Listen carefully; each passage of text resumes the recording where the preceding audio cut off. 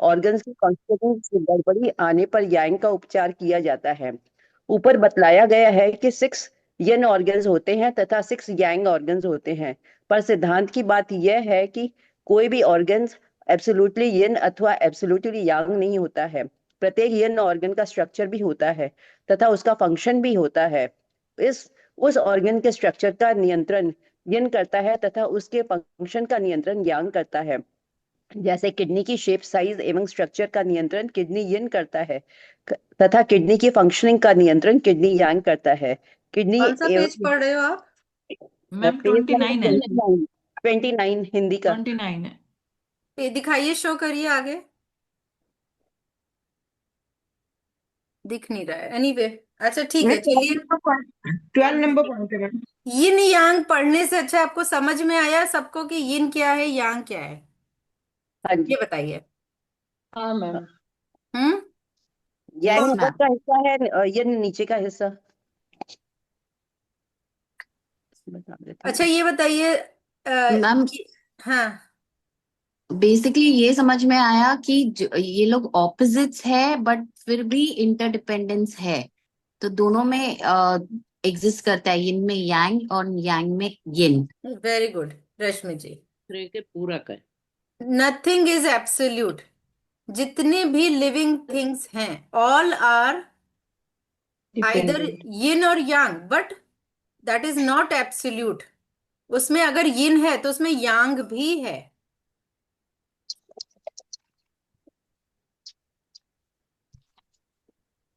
ठीक है, और यांग है तो उसमें यिन भी है, तो एब्सोल्यूट नहीं है। पहला रूल ये समझ में आया। एंड यिन और यांग आर इंटरडिपेंडेंट, है ना? दोनों इंटरडिपेंडेंट है, दोनों ऑपोजिट है, बट दोनों जब इंटरचेंजेबल भी है। यूनाइटेड होते हैं, when they are united and are complementary to each other, मतलब यांग में भी यिन का सीड है, यिन में भी यांग का सीड है, तो इसीलिए इसका आपने देखा है ना, इसका जो साइन है यिन और यांग का वो कैसे है? आधा काला आधा सफेद। यानी उसमें बीच में इसको ब्लैक एंड व्हाइट अपोजिट जैसे होता है बस। बिंदु भी होता है ना उसके अंदर। हाँ, उसमें तो सॉरी, ये अगर हम एक सर्किल बनाते हैं और 2 पार्ट्स में डिवाइड कर दिया, यिन एंड यांग,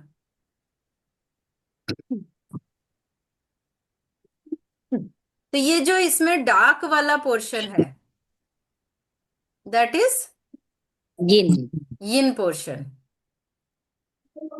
बट ये क्या है, इसमें भी यांग होगा। एक मिनट।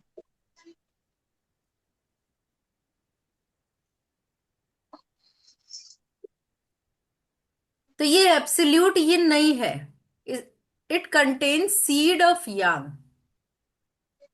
अगर ये इसमें यांग थोड़ा भी ना हो तो कंप्लीट यिन हो तो ये सरवाइव नहीं करेगा। और ये जो खुला वाला that is yang, but it contains the seed of yin, तो इसीलिए यिन और यांग का सिंबल ऐसे बनाया जाता है। हेलो। अब इसमें 4 टाइप से आप देखो कि यिन यांग का आपको बैलेंसिंग कैसे होती है। जब भी यिन ज्यादा होगा, सपोज ये यिन है आपका, मान लीजिए ये यिन है और ये, मैम यहाँ पर एक सवाल, एक छोटा सा सवाल पहले से बीच में हाँ जी पूछिए इजाजत सर। है। ये जो सर्किल बना के आपने यीन और यांग को दो हिस्से में किया, जी, इसको आर्च बना के क्यों किया? सीधा दो हिस्से क्यों नहीं किया? सीधा दो हिस्सा नहीं चाहिए होता है, स्ट्रेट लाइन में सब करने की में जगह इसको लचीलापन आर्टेरियल क्यों होता किया? है, लचीलापन होता है क्योंकि अच्छा, इसमें ये लचीलापन दिखा रहा है। ओके, लचीलापन थैंक यू दिखाता मैडम। है उसका। Thank you. Thank you madam. Thank you. तो सपोज ये यिन है एंड ये यांग है, ठीक है? तो अगर ये बैलेंस अवस्था में है तो दोनों इक्वल है, यानी 50% यिन भी है और 50% यांग है, मीन्स ये बैलेंस है। तो हम इसकी एक लाइन बना लेंगे कि दोनों इक्वल है, मीन्स ये बैलेंस है, यिन और यांग बैलेंस है। लेकिन अगर यिन बढ़ा तो इसने क्या करता है, ये यांग को कंज्यूम कर लेगा, तो यिन यांग घट जाएगा ऑटोमेटिकली, क्योंकि 100% को बैलेंस करना है ना। तो अगर यस मैम। ये 60% हो गया यिन, तो ये 40% रह जाएगा यांग। या मैम। क्यों? यस। क्योंकि यिन बढ़ा तो यांग को कंज्यूम कर लेगा। जैसे मान लीजिए कि आपको ठंड लग रही है, विंटर्स का समय है और ठंड लग रही है, अंदर कोल्ड बढ़ गया, तो वो क्या करेगा, शिवरिंग पैदा करेगा। शिवरिंग से क्या होता है, जब बॉडी शिवर करती है तो यांग एनर्जी को कंज्यूम करती है। शिवरिंग से मूवमेंट होती है, जिससे वो यांग एनर्जी कंज्यूम हो जाती है, तो यांग कम हो जाती है। अब मान लीजिए आपको सिम्टम आ रहे हैं यांग की कमी के। जो सिम्टम है, आपको लग रहा है कि यांग डेफिशिएंसी है, लेकिन ये यांग डेफिशिएंसी नहीं है, ये क्या है, यिन एक्सेस। तो हमारा एम क्या है, what is our aim in diagnosis purpose? We have to balance energy. Confirm कि whether it the primary cause is yang deficiency और यिन एक्सेस। प्राइमरी कॉज क्या है? तो हमें इसमें प्राइमरी कॉज और सेकेंडरी कॉज, दो कॉज ढूंढने पड़ते हैं, प्राइमरी और सेकेंडरी। ट्रीटमेंट किसका करते हैं? प्राइमरी कॉज का। ठीक है, तो प्राइमरी कॉज का ट्रीटमेंट करेंगे तभी फायदा होगा। सपोज हमारे पास कोई कमर दर्द से पेशेंट आया और उसका यिन एक्सेस प्राइमरी कॉज था, इसलिए यांग डेफिशिएंसी होके किडनी यांग डेफिशिएंट हो गई, किडनी यांग कम हो गई। अब आप बोलोगे किडनी यिन ऑर्गन है, तो यांग कैसे कम हो सकता है? तो every organ have this yin Yang property. अगर किडनी प्राइमरी यिन है, लेकिन उसमें यांग भी तो है, ये किडनी का फंक्शन है। सपोज ये किडनी है, तो किडनी का यांग किडनी का फंक्शन है, और किडनी का यिन किडनी का स्ट्रक्चर है। तो every organ have two properties, yin and yang, both properties, दोनों के बिना सर्वाइवल नहीं है। ठीक है, तो नथिंग इज एब्सोल्यूट, ये आप अपने माइंड में फिट कर लीजिए कि कुछ भी एब्सोल्यूट नहीं होता है। तो एवरी, लीवर यिन लीवर यांग, स्प्लीन यिन स्प्लीन यांग, लंग्स यिन लंग्स यांग, लेकिन सबके नाम आपको अलग अलग मिलेंगे। जैसे जब हम, आपको बुक में मिलेगा लंग्स की, तो लंग्स की का मतलब क्या होता है, हम लंग्स यांग की बात कर रहे हैं, और लंग्स यिन का मतलब लंग्स यिन होता है। तो आपको ऐसे, अच्छा लीवर ऑर्गन क्या है, लीवर, इन लीवर एक्सेस होता है, liver yang rise, liver yang deficiency is not possible, होता ही नहीं है कुछ। लीवर यांग डेफिशिएंसी जैसा कुछ नहीं होता है, हमेशा यांग राइज होता है। लेकिन उसका कारण ये हो सकता है क्या, liver yin, liver yin deficiency से लीवर यांग राइज हो सकता है। तो आप लिख सकते हो cause could be either liver yang deficiency और एक्सेस लीवर फायर। यानी आपको अगर लीवर यिन डेफिशिएंसी है तो भी लीवर यांग के सिम्टम आएंगे, लिवर फायर एक्सेस है तो भी लीवर यांग के एक्सेस के सिम्टम आएंगे।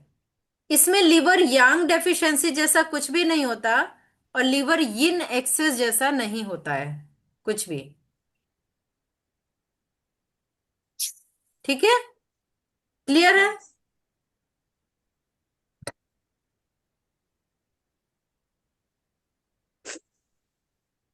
सिमिलरली स्प्लीन क्या होता है? डेफिशिएंसी। आप पढ़ोगे स्प्लीन में ब्लड की डेफिशिएंसी। डेफिशिएंसी, कोई की स्प्लीन में deficiency. Qi deficiency, both are same. Blood deficiency बोलो, की डेफिशिएंसी बोलो, एक ही बात है स्प्लीन के लिए। ये सबसे कॉमन है। और स्प्लीन की इतनी ज्यादा डेफिशिएंट हो जाती है कि ये सिंक कर सकती है, स्प्लीन सिंक कर सकती है, इतनी डेफिशिएंट हो जाए। लेकिन इस अब बोलोगे आप एक्सेस क्या होता है इसमें? स्प्लीन क्या है? ह्यूमिडिटी। तो इसमें स्प्लीन में एक्सेस का मतलब होता है dampness. Excess means dampness. Dampness excess. मतलब स्प्लीन में एक्सेस हुआ मतलब आपके स्वेलिंग बॉडी में स्वेलिंग आ गई, इसका मतलब डैम्पनेस बढ़ गई है। ठीक है? अब डैम्पनेस के साथ कॉम्बिनेशन हो सकता है, कॉम्बिनेशन हो सकता है, जैसे डैम्प हीट हो सकता है, डैम्प कोल्ड हो सकता है, और फुल डैम्प हो सकता है, यानी केवल डैम्पनेस भी हो सकता है। तो ये तीनों एक्सेस में आएंगे, स्प्लीन एक्सेस में आएंगे। लेकिन इसका भी कारण डेफिशिएंसी ही होता है। तो स्प्लीन के लिए कुछ भी कहो, कारण ऑलवेज बी डेफिशिएंसी। तो स्प्लीन में की डेफिशिएंसी हो सकता है, ब्लड डेफिशिएंसी हो सकता है, सिंकिंग हो सकता है, और यांग डेफिशिएंसी भी हो सकता है। ठीक है? स्प्लीन ब्लड डेफिशिएंसी ही यिन डेफिशिएंसी आप कह सकते हैं इसको, क्योंकि ब्लड क्या है? लिक्विड है, और यिन है, यिन इज ब्लड, है ना? तो इसमें ये कंडीशन आपको मिलेगी। अब आप आते हैं, हमने पढ़ा लंग्स, लिवर, स्प्लीन। मैडम एक स्लिम स्प्लिन डैम्प का थोड़ा एक बार हाँ मैम, डैम्प repeat कीजिए। का डैम्पनेस के एक दो सिम्टम्स प्लीज बताइए मैम। कैसे पता चलता है कि डैम्पनेस है? इसको क्या हो गया? ये घूम क्यों गया है भाई? घूम जा।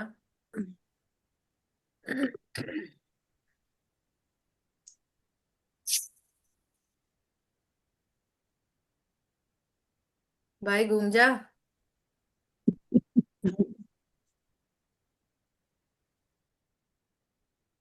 ये अच्छा मजाक है, हैं? Aroma is there, ma'am. Round aroma. Rotation को लगता है। अब वो रोटेशन हो नहीं रहा है,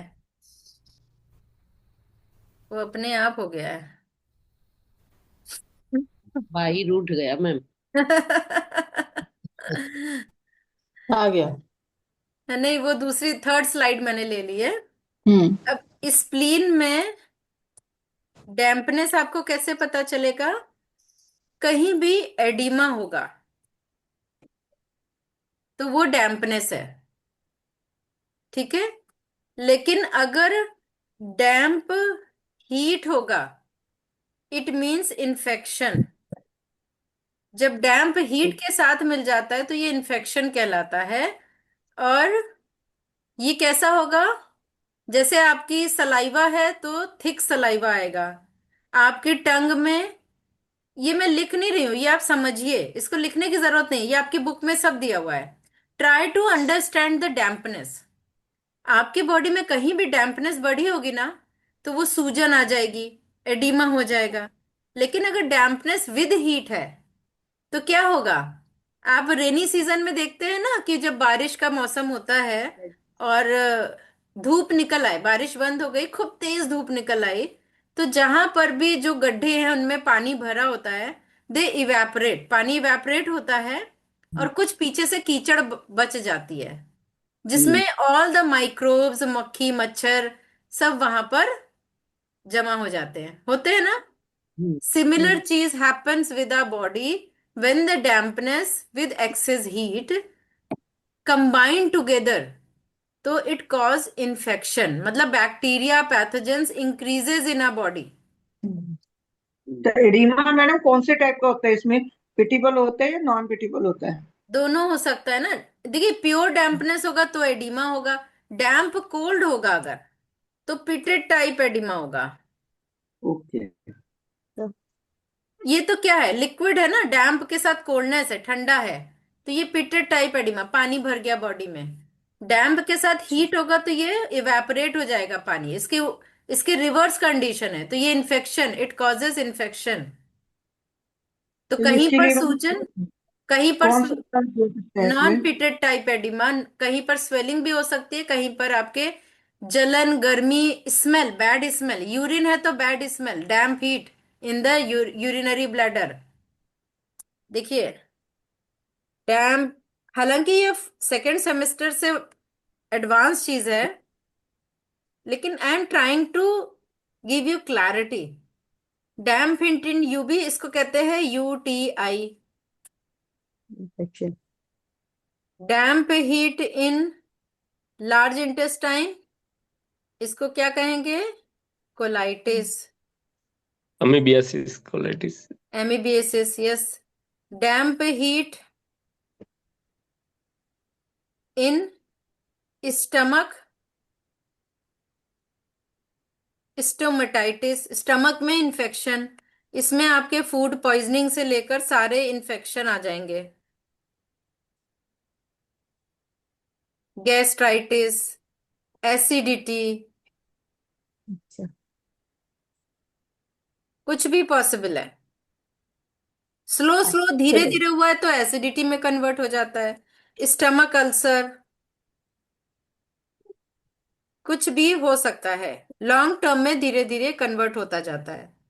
तो कहीं भी डैम्प हीट बढ़ेगा तो वो इन्फेक्शन, चाहे लंग्स में हो, चाहे वो किडनी में हो, चाहे वो आपके लीवर में हो, किसी भी ऑर्गन में, ठीक है।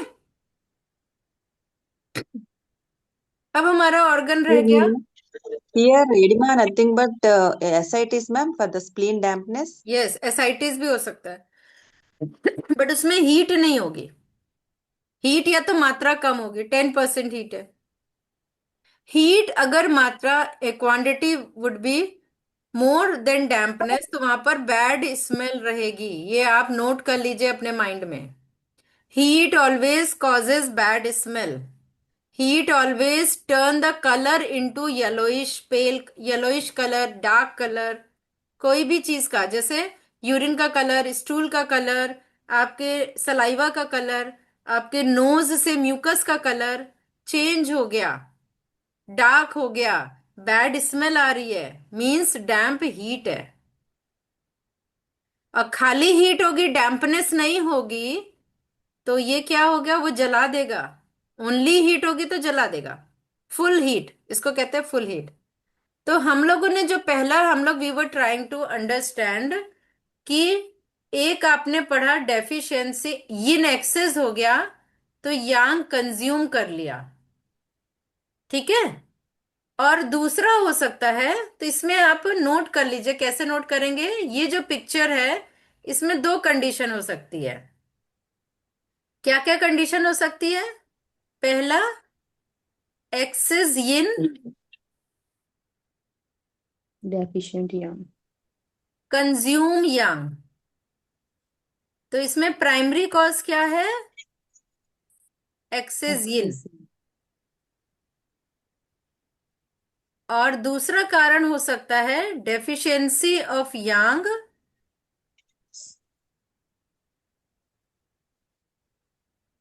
Causes excess yin. Excess yin को आप बोलेंगे एक्सेस कोल्ड। जैसे अक्सर आपको देखा है, सर्दी जुकाम, मौसम का परिवर्तन हुआ, विंटर आए, यांग कम हुई आपके बॉडी में, और कोल्ड कफ, नाक बहने लगी, खांसी छींके आने लगी, तो एक्सेस कोल्ड इसको बोलेंगे। कोल्ड बढ़ गई, शिवरिंग हो रही है, तो हमें ये देखना पड़ेगा कि इसमें प्राइमरी कॉज क्या है, एक्सेस यिन है या डेफिशिएंसी ऑफ यांग है, क्योंकि प्राइमरी कॉज के पॉइंट्स लगाएंगे तभी फायदा होगा। आप लोग को ये बात क्लियर हो रही है? मैम पता कैसे यस चलेगा क्या डेफिशिएंट और एक्सेस, क्या है डेफिशिएंट है क्या एक्सेस है? देखिए, ये इन्होंने $1,000,000 क्वेश्चन पूछा है, तो आप इसका $1,000,000 आंसर क्या होगा? जो सिम्टम यिन से, यांग का। हाँ सिम्टम्स, आपको सिम्टम्स पे ध्यान देना होगा। आप अगर आप थेरेपिस्ट बुक निकालोगे, उसमें देखोगे बीमारी में सिम्टम्स दिए हुए हैं, यिन डेफिशिएंसी में क्या सिम्टम आएंगे, यांग डेफिशिएंसी में क्या सिम्टम आएंगे। अब हम दूसरी कंडीशन में चलते हैं, धीरे धीरे समझने की कोशिश करिए। प्रीपोंडरेंस ऑफ यांग मतलब यांग एक्सेस हो गया, यांग एनर्जी एक्सेस हो गई, 50% से ऊपर चली गई, 70% हो गई, तो वो क्या करेगा, यिन को कंज्यूम कर लेगा। जीन छोटा हो जी जाएगा। यिन यिन छोटा हो गया मतलब उसने यिन को कंज्यूम कर लिया। कंज्यूम मतलब होता है बॉडी ने अपनी ही बॉडी की यिन एनर्जी को ले लिया, तो ये आपका रह गया 30% यिन रह गया, 70% यांग हो गया, यानी 20% यांग बढ़ गया। तो इसको कहेंगे यिन यांग एक्सेस यांग कंज्यूम यिन। तो इसमें पहली कंडीशन क्या है, प्राइमरी कंडीशन एक्सेस यांग। यांग, इसको आप कहिए प्रीपोंडरेंस ऑफ यांग, एक्सेस यांग, या दूसरा कॉज होता है डेफिशिएंसी ऑफ यिन। सेकंड क्या होगा, डेफिशिएंसी होती है। Deficiency of yin causes excess yang, yang बड़ा ये एक्सेस हो गया, यानी जब यिन कमजोर हो गया, यिन एनर्जी बॉडी में वीक हो गई, डेफिशिएंट हो गई, तो यांग ऑटोमेटिकली बढ़ गई, तो इसमें प्राइमरी कॉज यिन यांग। डेफिशिएंसी है। तो जो फर्स्ट वाला है एक्सेस यांग, इसको कहते हैं फुल हीट। इसमें नाम अलग अलग है, ठीक है, इसको क्या बोलेंगे एक्सेस यांग को, full heat. Full heat condition. और डेफिशिएंसी ऑफ यिन से जो यांग बढ़ा, इसमें प्राइमरी कॉज डेफिशिएंसी ऑफ यिन है ना, तो इसको करेक्ट बोलेंगे empty heat condition. Symptom heat के ही आ रहे हैं, मगर दोनों तरह के सिम्टम में आपको फर्क दिखेगा, एम्प्टी हीट के सिम्टम में और फुल हीट में आपको फर्क नजर आएगा। What is the difference of full heat and empty heat, ma'am? Ma'am Here? ये यांग वाली जो हीट होगी उसमें टेम्परेचर आएगा थर्मामीटर में और एम्प्टी हीट में नहीं नहीं आएगा। नहीं, सुनिए सुनिए, वेट वेट, अभी आगे आप सिम्टम ही पढ़ोगे सब में। इस पूरी बुक में आपने जो क्लासेस करी हैं कि नहीं करी हैं, खूब सिम्टम्स पढ़े हैं, किसी में प्यास ज्यादा लग रही है, किसी में प्यास नहीं लग रही है, किसी में गर्मी लग रही है, किसी में सर्दी लग रही है, किसी में स्वेटिंग आ रही है, किसी में जीभ सूख रही है, किसी में प्यास लग रही है मगर पानी पीने की इच्छा नहीं हो रही है। तो अब आप वन बाय वन सिम्टम से ही समझेंगे, पहले आप समझिए समझना क्या है हमें। तो जो हमने पहला पढ़ा था एक्सेस यिन, यानी पहला जो था हमने फर्स्ट टाइम जो पढ़ा था, यिन बढ़ गया तो यांग कंज्यूम हो गया, इसको दूसरे शब्दों में कहेंगे फुल कोल्ड कंडीशन। और दूसरा कारण था यांग वीक हो गई इसलिए यिन बढ़ गया, इसको बोलेंगे एम्प्टी कोल्ड कंडीशन। ठीक है, लिख लिया सबने, यस सर। Empty cold.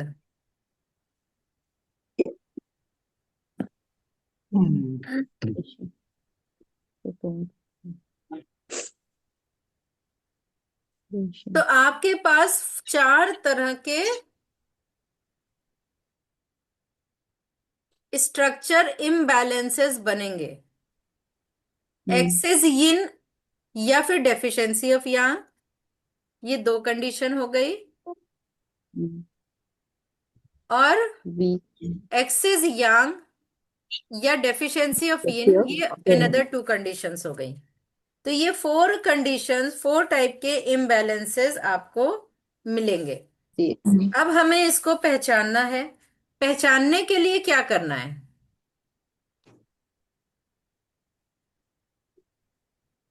कैसे पहचानेंगे? तो जब हम इसको पढ़ते हैं, टीसीएम को पढ़ते हैं, तो आपको पहले तो समझिए कि इम्बैलेंसेस कहाँ कहाँ पॉसिबल है। हमारे बॉडी में 4 टाइप के इम्बैलेंसेस पॉसिबल हैं। पहला कहाँ पर? की ची बायो एनर्जी, पहला इसमें। दूसरा इम्बैलेंस होता है ब्लड में। थर्ड इम्बैलेंस होता है बॉडी बॉडी फ्लूइड्स। फ्लूइड में। हम्म और फोर्थ होता है एसेंस। इन 4 जगह बॉडी में ये जो इम्बैलेंसेस अभी आपने पढ़े ना, 4 तरह के इम्बैलेंसेस, ये कहाँ कहाँ हो सकते हैं? ची में हो सकते हैं, ब्लड में हो सकते हैं, बॉडी फ्लूइड में हो सकते हैं, एंड एसेंस में हो सकते हैं। अब हम एक एक करके देखेंगे कि ची में कितने तरह के इम्बैलेंसेस पॉसिबल है।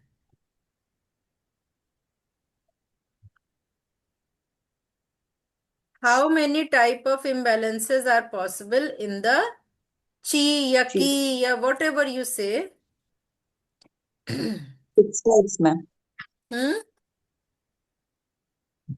चैप्टर 5 खोलिए। आपको ये क्वेश्चन शॉर्ट क्वेश्चन में आएगा। कितनी तरह के इम्बैलेंसेस ची में हो सकते हैं, पॉसिबल हैं? 5 टाइप। कौन कौन सा? ची में डेफिशिएंसी हो सकती है। सिंकिंग हो सकती है, कोलैप्स पहला, हो सकता है। इसको याद करिए, बोलने से नहीं होगा, समझिए इसको। ची में डेफिशिएंसी हो सकती है, पॉसिबल है। और दूसरा आपने बोला कि सिंकिंग हो सकती है। तो दूसरा हो गया पैरामीटर सिंकिंग। और क्या हो सकता है? कोलैप्स हो सकता है। स्टैग्नेशन। कोलैप्स हो सकता है ना, कोलैप्स। सिंकिंग में की बात मैम स्टैग्नेट होगी ना? हाँ, नहीं, सिंक इतनी ज्यादा हो गई कि कोलैप्स हो गई। उसमें ऐसा कोई नियम नहीं है, उसके बाद नहीं है, ऐसा कुछ नहीं है कि ये उसके बाद ही होगा। मैम हम लोग को जैसे पढ़ाया कि भाई अगर डेफिशिएंसी ज्यादा दिन तक रहती है तो वो सिंक करता है, तो इसी से हाँ, लिंक किया मैंने। यस यस, ये ट्रू है। और हाँ, बहुत ज्यादा सिंक कर गई, कोई कोई एनर्जी कोलैप्स, यानी धड़ाम से वो एनर्जी बिल्कुल ही। तो कोलैप्स सडन होता है, सिंकिंग स्लो मोशन में होता है, धीरे धीरे होता है। मैम यहाँ सिंकिंग और कोलैप्स दोनों साथ में लिखा है कि इट इज आइदर की सिंकिंग और कोलैप्सिंग की, ये एक ही चीज हुई मैम? अलग अलग है दोनों। मैम एक्चुअली की डेफिशिएंसी के हेडिंग में सेकंड पॉइंट वही लिखा हुआ था। हाँ, लेकिन आप चैप्टर 5 खोलेंगे तो चैप्टर वहां पर देखेंगे, ठीक है। ठीक है मैम। चौथा, स्टैग्नेशन हो सकती है।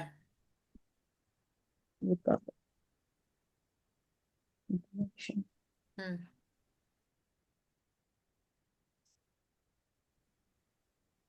कॉन्ट्रावेक्शन।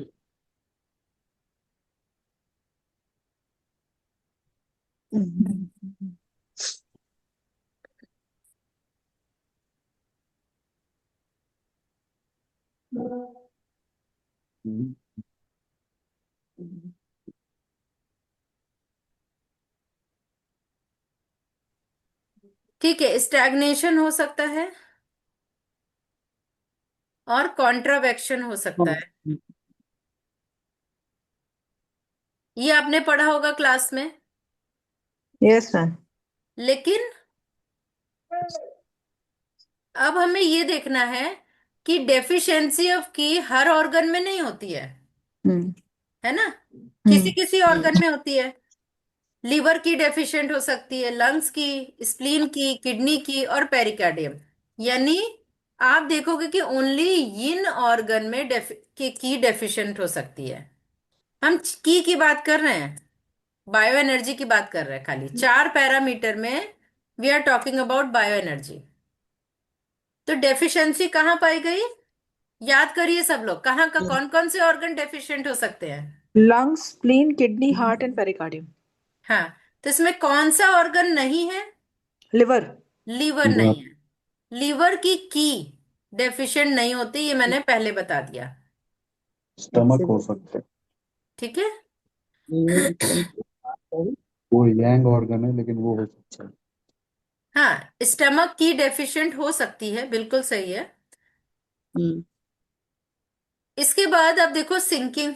सिंकिंग ऑफ की कहाँ कहाँ होती है, किस किस ऑर्गन में पॉसिबल है सिंकिंग? Spleen, kidney. किडनी की सिंक हो सकती है, और स्प्लीन तो हो ही सकती है, सबसे मेजर ऑर्गन है स्प्लीन। अगर जब भी सिंकिंग की बात आएगी तो आपके दिमाग में फर्स्ट ऑर्गन स्प्लीन आना चाहिए। Ma'am spleen. टाइम हाँ जी, स्प्लीन, किडनी, क्या?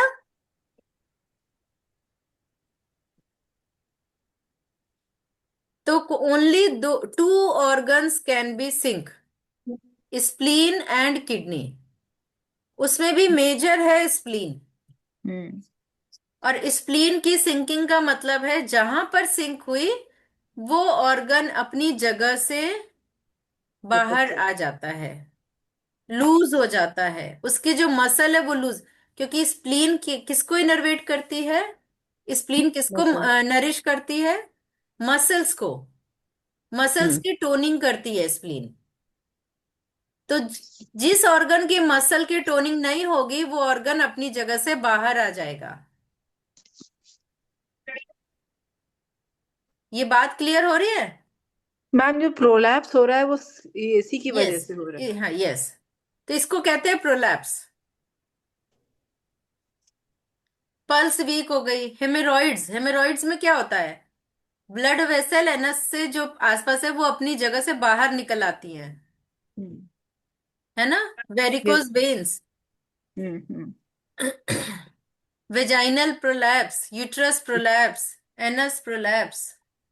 तो हमने जाना कि सिंकिंग ओनली दो ऑर्गन में होती है, स्प्लीन एंड किडनी।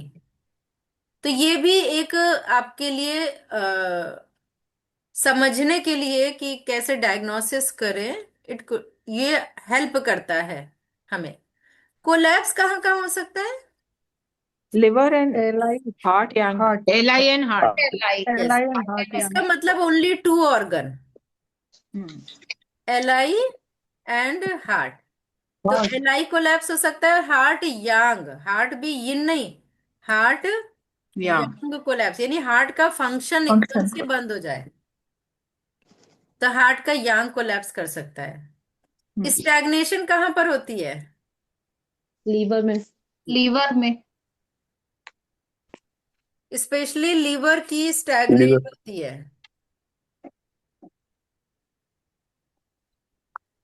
तो लीवर की कई डायरेक्शन में स्टैग्नेशन होती है। जिस जिस ऑर्गन लीवर की का जो फ्लो है वो कई डायरेक्शन में जाता है। तो जिस डायरेक्शन का फ्लो गड़बड़ हो गया वहां से रिलेटेड फंक्शन रुक जाता है। जैसे मान लीजिए लिवर की थ्रोट में जा रही है और स्टैग्नेंट हो गई, एनर्जी थ्रोट में नहीं जा पा रही है, तो जो निगलने का फूड स्वॉलो करने का फंक्शन है उसमें तकलीफ हो जाएगी, यानी यहाँ की जो मसल है उनमें दर्द आ जाएगा निगलते समय।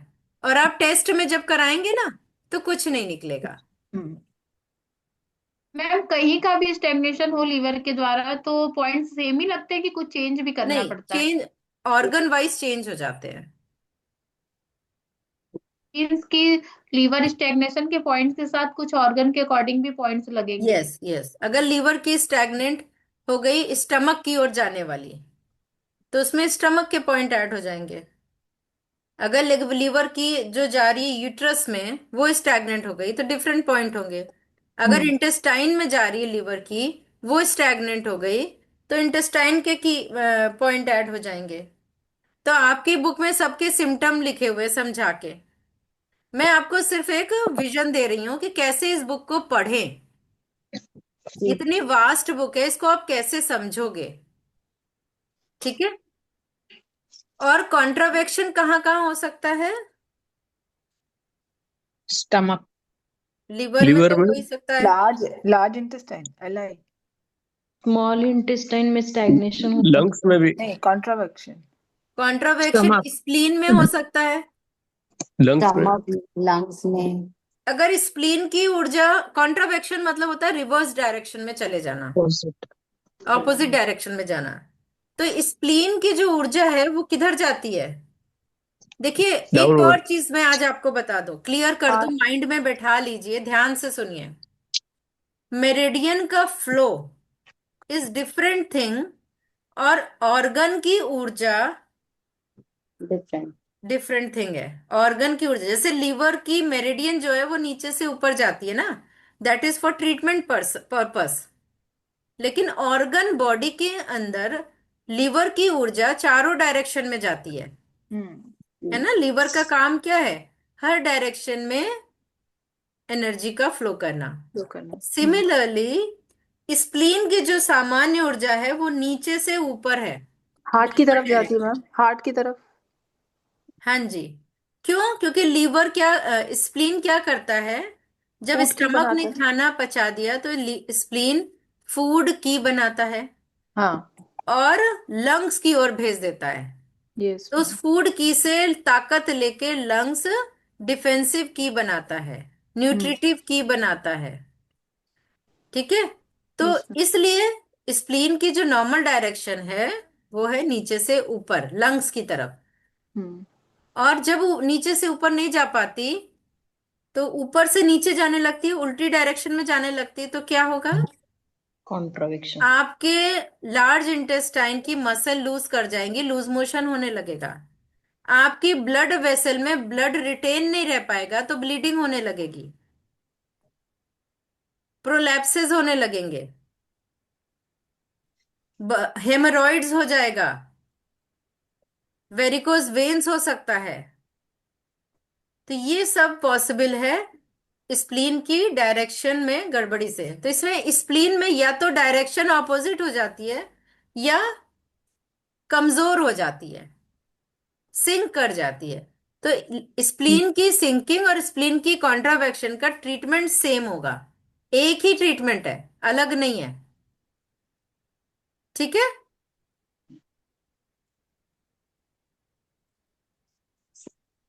और लंग्स में, लंग्स की कहाँ जाती है? ऊपर से नीचे।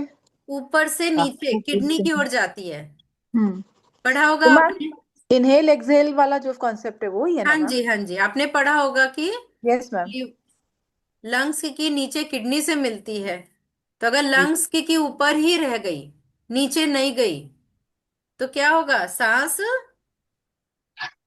ले छोड़ने में पाएंगे। दिक्कत होगी। हम्म एक्सहेल करने में दिक्कत होगी मैम। हाँ जी, एक्सेल करने में दिक्कत होगी, सांस के रोग होंगे, खांसी आएगी, अस्थमा होगा। ये एक्सेस टाइप कंडीशन है। तो जो लंग्स की का कॉन्ट्रावेक्शन है ये एक्सेस कंडीशन है। ठीक है। इसके बाद किडनी, किडनी की जो नॉर्मल डायरेक्शन है वो किधर है? नीचे से ऊपर मैम। किडनी का डायरेक्शन ऊपर से नीचे नीचे से। की ओर जाती है, वो लोअर ऑरिफिसेस में एनर्जी देती है। उसने हाँ। लंग से एनर्जी ली, ऊपर भी जाती है। देखिए किडनी क्यों है, किडनी की ऊर्जा हार्ट की ओर भी जाती है, किडनी की ऊर्जा लंग्स की ओर भी जाती है। हम्म हार्ट को ठंडक देती है, उसने हम्म लंग से एनर्जी ली और उसने हार्ट को भी एनर्जी दी, उसने ठंडक प्रदान की। हार्ट क्या है? गर्मी है, हीट है। हम्म किडनी ऊर्जा अपने हार्ट को देती है। और किडनी लोअर जो आपके रिप्रोडक्टिव ऑर्गन है नीचे की ओर जाके उनको ऊर्जा देती है, सो मैम, यूरिनरी ब्लैडर को ऊर्जा देती है। बेसिकली हम लोग, मैंने जो समझा था कि भाई किडनी, जैसे आप समझा रहे हैं, किडनी की जो की है इट एक्चुअली गोज अप ना फॉर इनहेलेशन, राइट मैम? इस किताब में से तो लिखा हुआ लंग्स, यस, है ना, एंड देन इट लंग्स की गोज तरफ। Also down for the orifice. तो दो तरह की ऊर्जा होती है, किडनी की ऊर्जा दो तरह की होती है, नीचे से ऊपर जाती है, यानी किडनी गैदरिंग की बना के ऊर्जा लंग्स की ओर भेजती है, हम्म और किडनी अपनी ऊर्जा हार्ट की ओर भी भेजती है। लेकिन किडनी अपनी ऊर्जा यूरिनरी ब्लैडर में भी भेजती है और आपके रिप्रोडक्टिव ऑर्गन्स को भी भेजती है, बर्थ के लिए। ठीक तो है। किडनी की ऊर्जा ऊपर भी जाती है, नीचे भी जाती है, हम्म। और उसका जो ऊर्जा का डायरेक्शन है वो ऑपोजिट कॉन्ट्रावेक्शन से क्या होगा? एक तो सांस लेने वाली दिक्कत, लिकोरिया थोड़ी इन अस्तमा। Reproductive organs ma'am. हाँ, इसमें इनफर्टिलिटी भी हो सकती है, इसमें लिकोरिया भी होगा मैम, वाइट लिकोरिया भी डिस्चार्ज। हो सकता है, बिल्कुल बिल्कुल। एसेंस की अस्थमा। भी, किडनी एसेंस भी इसमें आ जाएगा कॉन्ट्रावेक्शन में। तो इसलिए But इसमें ma'am, excuse me. Here, if they ask what is the normal direction of the kidney QI means, what shall we say that? जो इसकी What is the, normal direction दो होती है किडनी की। अगर okay, in the आपकी, book you have given the downwards only. हाँ, book में गलत दिया हुआ है, ये बहुत पुरानी बुक है, बाद में आप ट्रेटाइज 16 पढ़ेंगे ना तो उसमें सही दिया हुआ है। So both directions. हाँ जी। Okay. सिमिलरली हार्ट की, तो किडनी हो गया, हार्ट हो गया, हार्ट की डायरेक्शन ऊपर से नीचे की ओर जाती है, डाउनवर्ड जाती है ना? अगर ये नीचे नीचे ना जाके ऊपर ही जाने लगे तो सिर में चली जाएगी, तो सिर में चली जाएगी तो एंजाइटी, इंसोम्निया, चिड़चिड़ होना। Ma'am all the mental issues like कहते हैं यस ना हार्ट में ही यस, मन रहता है, तो all mental issues are related to heart only heart, mostly. Yes. Mental issue की बात हो रही है, साइकेट्रिक इश्यूज की बात हो रही है यहाँ पर। ओके यहाँ ब्रेन की खराबी की बात नहीं हो रही है, जैसे डिप्रेशन हो जाना, नींद ना आना, बेचैनी होना, उलझन होना, एंजाइटी हो जाना। कहते हैं हार्ट हाउसेस द माइंड। तो इस तरह की प्रॉब्लम हार्ट की वजह से होती है। और लीवर की ऊर्जा तो हमने पढ़ी है ना, कई डायरेक्शन में जाती है। Yes ma'am. जी। अगर नीचे से ऊपर भी जाती है तो वो एक्सेस ऊपर जाने लगे तो सिर में चली जाएगी, तो आंखें लाल, सिर दर्द, टेम्पोरल हेडेक, गुस्सा ज्यादा आना, चिड़चिड़ाहट हो जाना, वर्टिगो, माइग्रेन। चक्कर आना, माइग्रेन होना, हेडेक में आ गया वो, इरिटेशन। तो ये एक्सेस तेजी से ऊपर की ओर जाने लगी। और मैम एंजाइटी के लिए भी मैम हार्ट ये में जो फिक्स बच्चे, होता है? देखिए, एंजाइटी मैम अगर है तो वो हार्ट का इशू है, लीवर के इशू से एंगर होता है। ओके। मैम एक कोई बच्चा हो जिसका बचपन में एकदम से पता चले कि -8 और -9 आईसाइट हो रही है, तो वो तो लीवर वीक है। लीवर वीक है मैम। हाँ, अच्छा। तो वीक लीवर का लिवर उपचार ब्लड करेंगे। डेफिशिएंसी। हम्म। तो लीवर का अपने डायरेक्शन देख लीजिए, चारों डायरेक्शन में है। और लार्ज इंटेस्टाइन की ऊर्जा नीचे से ऊपर की ओर जाती है। वो अगर वीक हो जाए तो ये लार्ज इंटेस्टाइन कोलैप्स हो जाती है। तो लार्ज इंटेस्टाइन कोलैप्स हो गई, लार्ज इंटेस्टाइन कॉन्ट्रावेक्शन का सेम ट्रीटमेंट होगा। तो समझ में आया, हमने की पढ़ा जो बायो एनर्जी के, क्यू आई ची, के आई की, वाइटल फोर्स, ये 5 तरह की डेफिशिएंसी, सिंकिंग, कोलैप्स, स्टैग्नेशन, कॉन्ट्रावेक्शन, इन इन तरह में किस किस ऑर्गन में हो सकती है वो हमने देखा है। मैम एक्सक्यूज मी, हाँ, जैसे किडनी में जो नॉर्मल डायरेक्शन है, upward to downward, downward to upward, दोनों ही है, दोनों ही है। तो फिर इसका कॉन्ट्रावेक्शन कैसे समझेंगे? कॉन्ट्रावेक्शन में ये होता है कि किडनी की जो नीचे से ऊपर की ओर लंग्स की ओर जा रही है वो हम्म। वीक है। लंग्स में जाने वाली नहीं है। लंग्स में जा रही वो वीक है। तो वीक हम्म। किडनी की ना तो ऊपर जाएगी और ना ही हम्म। आपके पेल्विस में आएगी। अच्छा, दोनों ही तरफ नहीं जाएगी हाँ, वीक कंट्रावेक्शन होगी में तो दोनों मतलब? में नहीं आएगी ना, पेल्विस में भी नहीं हम्म। जाएगी, ऊपर भी। तो आपका यूरिन ना रोक पाना, है ना, यूरिन का कंट्रोल अच्छा। जो है वो गड़बड़ हो जाना, सांस हम्म। लेने में दिक्कत होने लगना, हम्म। इनहेलिंग प्रॉब्लम होना। और हार्ट की गर्मी, लॉन्ग टर्म में क्या होता है, हार्ट की गर्मी बढ़ जाती है, क्योंकि किडनी की एनर्जी ऊपर जा, किडनी वाटर है ना, हम्म। तो ठंडा किडनी की किया एनर्जी है। ऊपर जाके हार्ट को ठंडक देती है, तो बैलेंस बना हम्म। रहता है। हम्म। तो अगर किडनी की ऊपर नहीं गई तो हार्ट की गर्मी बढ़ जाएगी, हार्ट हीट बढ़ जाएगी, तो क्या होगा? Anxiety, palpitation. Anxiety, palpitation, very good. नींद, एक्सेस नींद आएगी। Excess sexual activity, heart heat बढ़ने से। एक्सेस इरिटेशन, झुंझलाहट होना। और फिर उसमें अगर डैम्पनेस कहीं जुड़ गया, हार्ट हीट में अगर कहीं डैम्पनेस भी ऐड हो गई, तब तो भाई सोने पे सुहागा। आपको कहेंगे पागल हो गया बंदा, कभी हंस रहा है, कभी रो रहा है, गुस्से में सामान फेंक रहा है, तोड़ फोड़ कर रहा है, अच्छा। कभी ठहाके लगा के हंस रहा है, तो फिर सीधे आप साइकेट्रिस्ट के पास ले जाते हैं। तो ये इसमें आप हार्ट का इलाज कराएंगे, करेंगे। डैम्प हीट।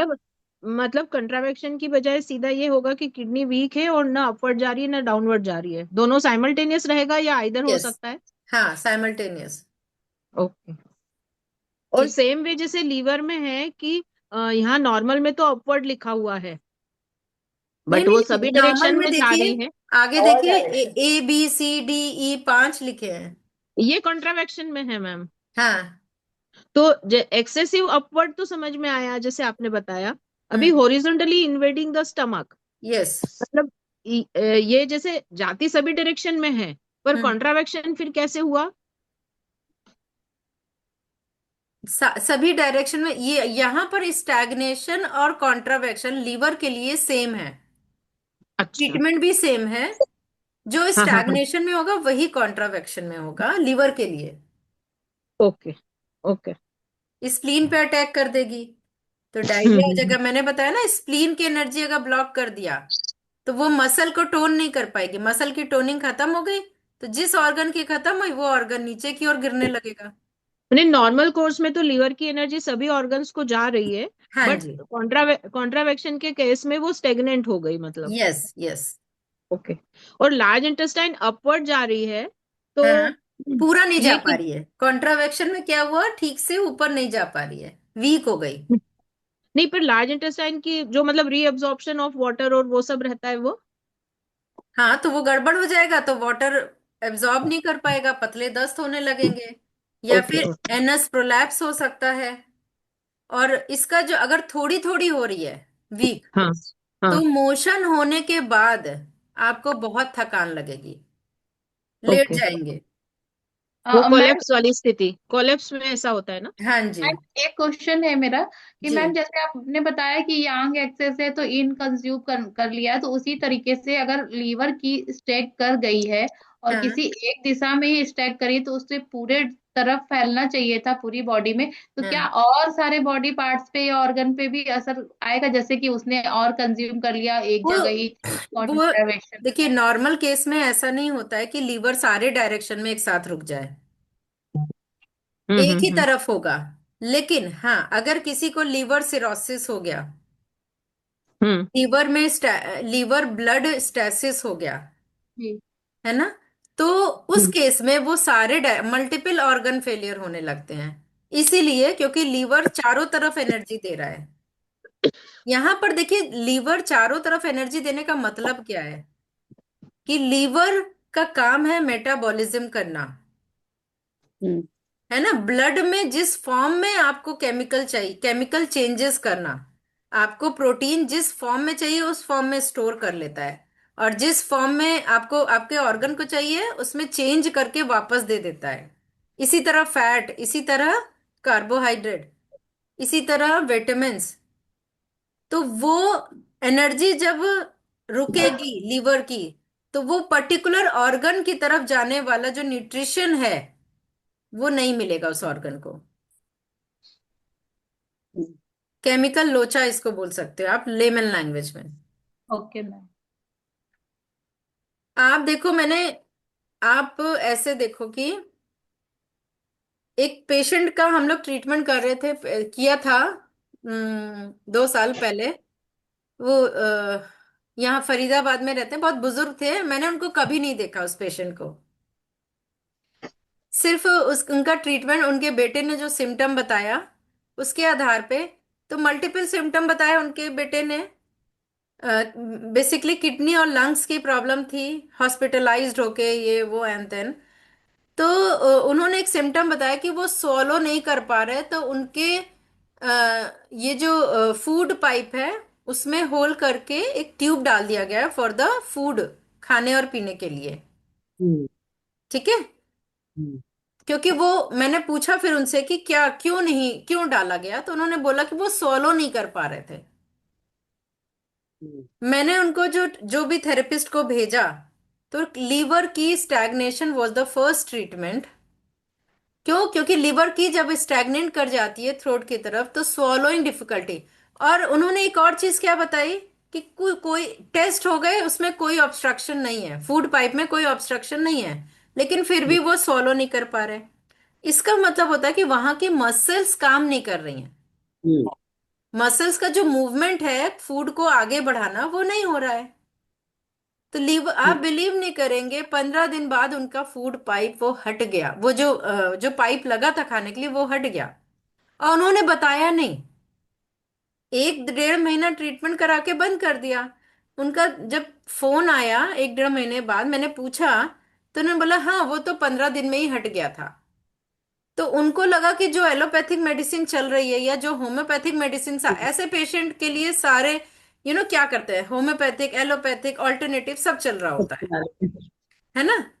तो उनको लगा कि उसकी वजह से भी हो सकता, उन्होंने ध्यान नहीं दिया। तब मैंने उनको बताया कि नहीं, ये एक्यूप्रेशर की वजह से उनका ये फूड पाइप, जो पाइप लगा था इसोफिगस में, वो हट गया है।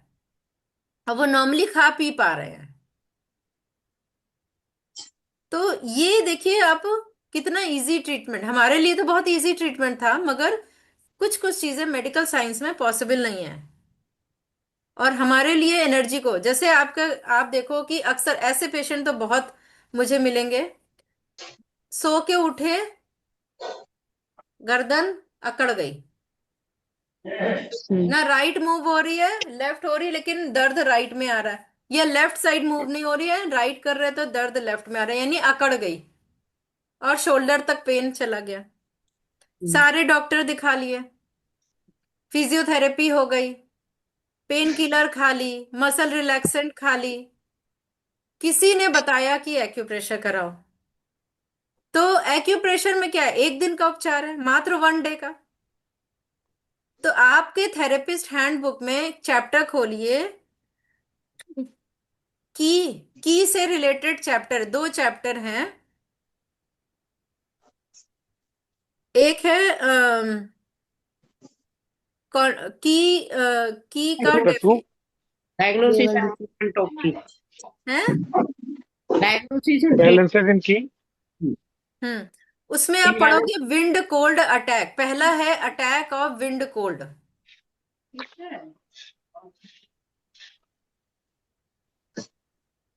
As madam, I don't have book in front of me, so I am not able to tell you, बता नहीं पाऊंगी क्योंकि बुक नहीं है मेरे सामने।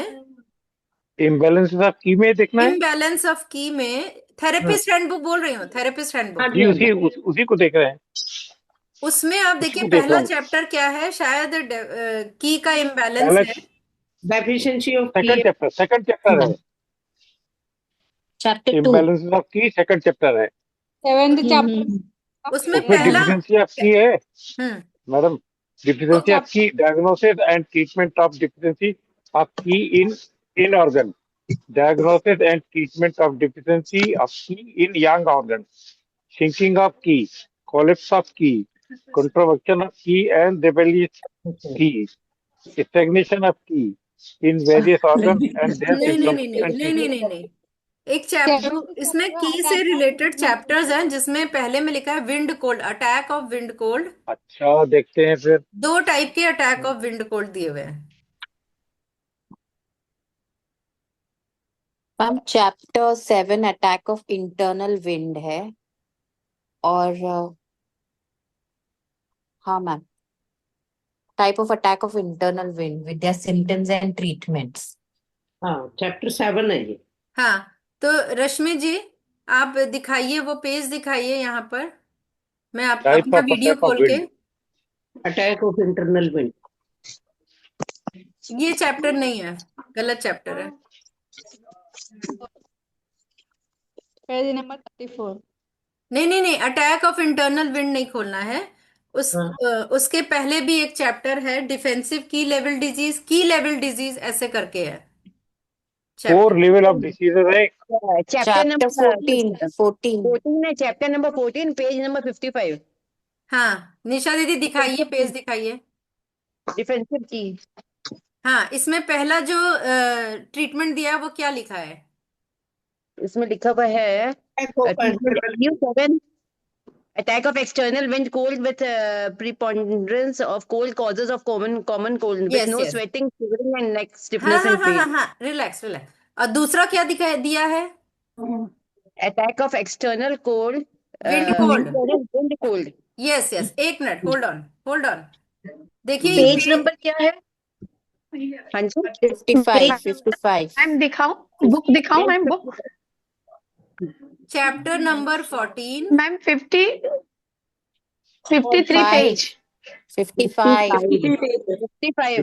पेज। हाँ पेज 55। मेरे में 53 है। ओके कोई बात नहीं, चैप्टर 14 पेज 53 हो या 55, इसमें दो हाँ जी। तरह के विंड कोल्ड अटैक दिया हुआ है और दोनों के सिम्टम आप पढ़ोगे तो एक जगह लिखा है नेक स्टिफनेस, लिखा है। लिखा है। अब देखिए दोनों में फर्क क्या है?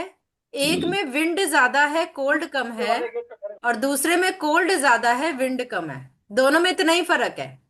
एक में पसीना थोड़ा आएगा, एक में पसीना बिल्कुल नहीं आएगा। तो जिसमें विंड कम है कोल्ड ज्यादा है उसमें पसीना बिल्कुल नहीं आएगा, और जिसमें विंड ज्यादा है कोल्ड कम है, ठंडक कम है ना, तो थोड़ा पसीना आएगा। तो आप पेशेंट से दोनों पूछ लीजिए और दोनों में से जो वो बताए वो वाला प्रोटोकॉल दे दीजिए, अगले दिन पेशेंट बिल्कुल ठीक हो जाएगा। ये जो प्रोटोकॉल है ऑकेजनली किसी को ऐसा हुआ या कोई ऐसे भी मिलते हैं कि बताते डेली सुबह उठते हैं और ऐसा हो जाता है? नहीं नहीं नहीं, ओकेजनली होता है। आप पूछोगे, अगर वो सारी दवाइयां लेके आएगा तो एक हफ्ता हो चुका होगा, और अगर वो आप पे बिलीव करता है सडन आएगा तो बोलेगा आज सुबह से। Okay ma'am. ठीक है, तो निशा जी दीदी बताइए, आपके ग्रैंडसन को ऐसे ही हुआ तो इनको तो पता है कि हम लोग ये ट्रीटमेंट करते हैं, बिल्कुल तो बिल्कुल। उन्होंने मेरे से फोन करके तुरंत पूछ लिया। हाँ जी, मैंने सुबह सुबह फोन करके मैम को पूछा था, वो स्कूल जा रहा था, उसकी गर्दन सीधी ही नहीं हो रही थी, तो मैम ने बताया मेरे को और मैंने उसको लगाया था। और बाय द टाइम वो आया था स्कूल से 1:30-2 बजे करीब, जैसे आते हैं घर आया था, तो उसने कहा था मेरे को बेटर है पहले से। वो लगा के भेजा था तो सब वो बोल रहा था कि सब स्कूल में बोल रहे थे क्या लगा के आए हो, क्या लगा के आए हो, लेकिन मेरे को आराम मिला। और वहां पे सेकेंड डे भी उसने लगवाया था थोड़ा सा, उसके बाद में नहीं लगाया। ठीक हो गया, 100% ठीक हो गया। बिल्कुल एकदम 100%, एकदम 100%। तो ये ऐसे ट्रीटमेंट, मैम ये कभी कभी एक्सीडेंट से भी होता है, वो तो एक्सीडेंट देखिए में भी अलग गर्दन बात है, स्टिफ हो जाती। अच्छा ठीक है। वो तो अलग चीज है। नहीं, एक ठीक है, पेशेंट और भी तो आई थी, वो उनके भी तो दर्द हो रखा था, गर्दन में दर्द हो रखा था, मैम ने फिर लगाया था उनके और बस ठीक हो गया था उनके, सेकंड डे ही मैम बल्कि हिल ठीक पेन हो के गया लिए था। क्या होएगा? हैं? हाँ जी। हिल पेन के लिए मैम, किसके लिए? Heel pain, heel pain. Heel pain के लिए क्या होगा? विटामिन डी बढ़ाइए, कैल्शियम बाहर निकल आता है, हील पे कैल्सिफिकेशन हो जाता है तो कैल्केनियल स्पर बन जाता है। तो जब भी कैल्केनियल स्पर बनेगा तो हील पेन होगा ही होगा। तो आपने क्या करना है, विटामिन डी का पॉइंट लगाना है, और साथ में विटामिन डी का बढ़ाने के लिए किडनी का पॉइंट, किडनी यांग जी मैम, डेफिशिएंसी, है ना। जी मैम, और जी साथ में आप क्या करो, करेस्पॉन्डेंस पे मेथी पट्टी। जी इतना मैम, सरल उपचार है ना हील पेन के हाँ लिए, जी हाँ जी। है ना। तो अब हम लोग आगे का कल वहाँ पे वो पढ़ेंगे। बोन बड़ी हुई बोलते हैं तो वहां पे भी डायरेक्ट कुछ लगा सकते हैं सिडेशन का मैग्नेट हिल क्या पेन चीज, का। क्या क्या? कभी कभी हड्डी, एड़ी में हड्डी बढ़ी हुई बोलते हैं कि डॉक्टर बता रहे हड्डी बढ़ गई है, तो वहां पे डायरेक्टली भी कुछ अप्लाई कर सकते हैं। हाँ लगा सकते हैं आप चाहते वाईएनएम तो। में कर सकते नहीं, हैं, आप सुनिए, वाईएनएम में बहुत अच्छा पॉइंट है इसका। देखिए जो श्रवण जी बता वाई रहे हैं वो भी ठीक है, जो मैं करती हूँ वो मैं आपको बता सकती हूँ अगर आप सुनना चाहें तो। जी मैम बताइए। जी मैम, जी मैम। जिस हील में दर्द है उस वहां पर जो लोकल पॉइंट होते हैं, यूरिनरी ब्लैडर का 60, स्टमक का 40, सॉरी स्टमक का 41 और गॉल ब्लैडर का 40। खेमका सर कहते थे, हम लोग जब खेमका सर के साथ ट्रीटमेंट करते थे कभी, तो खेमका सर कहते थे ये लोकल पॉइंट हैं, इनको सिडेट कर दो। तो आप चक्रा मैग्नेट या BM5 लगा के इनको सिडेट कर दीजिए। लेकिन किसी किसी केस में जिसमें बहुत पुराना हो जाए, उसमें ये टोन भी करना पड़ता है। तो ये ओके मैम। 3 पॉइंट को कभी कभी, जैसे बहुत क्रॉनिक हो गया, धीरे धीरे डल पेन बना हुआ है, तो उस केस में इन्हीं पॉइंट्स को टोन कर दीजिए। मैम रिपीट करेंगे पॉइंट्स? यूबी यूरिनरी ब्लैडर का 60, स्टमक 41, गॉल ब्लैडर 40। ये 3 यूबी पॉइंट होते 60 ना हैं। मैम, यूबी 60 ना। यस, 6060। और प्लस जी जी किडनी जी। आयरन डिफिशिएंसी और विटामिन के पॉइंट मैम ये भी हाँ लगाएंगे जी, ना? हाँ जी, मैम बिल्कुल विटामिन लगाना डी का पड़ेगा। पॉइंट बता दीजिए ना मैम, विटामिन डी का पॉइंट। किडनी यांग डेफिशिएंसी का प्रोटोकॉल आपके ट्रिटाइस 7 में। देखिए, आपको मैं एक चीज पढ़ना बता रही हूँ। ट्रिटाइस 7 के बैक साइड में जाइए, अभी कल भी क्लास है, क्यों घबरा रहे हो? इसके बैक साइड में आपको सारे ऑर्गन के एनर्जी के चार्ट्स मिलते हैं बैक साइड में, 12 के 12 ऑर्गन के। मैम कल एक एंजाइटी का पॉइंट बता दीजिए ना विटामिन प्लीज। डी के लिए किडनी यांग के साथ और कुछ मैम लगाना? विच पेज मैम? पीछे बैक साइड में एक पेज तो है नहीं ना, हर ऑर्गन का एक चैप्टर दिया हुआ है और उसका चार्ट दिया हुआ है। जी मैम। बस वो चार्ट खोलिए, उसमें आपको प्रोटोकॉल मिल जाएगा। Okay ma'am. मैम एक एंजाइटी का पॉइंट बता सकते हैं खाली? हार्ट वाला चैप्टर खोलिए, एंजाइटी का पॉइंट ढूंढना है ना। हाँ। आप अपने ट्रिटाइस 7 में पीछे की तरफ हार्ट वाला चैप्टर खोलिए, उसका पेज नंबर मैं देख के बताती हूँ। 19 चैप्टर है ये हिंदी का। 209 सर, 209, 209। 19 चैप्टर है। इंग्लिश में 198। इंग्लिश में 198। इंग्लिश में कौन सा है? 7 पेज आगे पीछे है। या आगे होगा या पीछे होगा। आप चैप्टर नंबर से खोल लीजिए। चैप्टर नंबर क्या है? 209 इंग्लिश में। Chapter number 19। 19।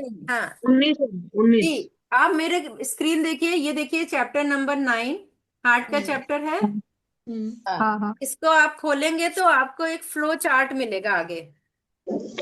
ये देखिए, ये मिल रहा है चार्ट। Yes ma'am. हाँ मैम, ठीक है? यस। और इसके नेक्स्ट पेज में भी एक चार्ट है। पहले वाले में डेफिशिएंसी टाइप डिजीज है, अगले वाले में एक्सेस टाइप डिजीज है। ओके।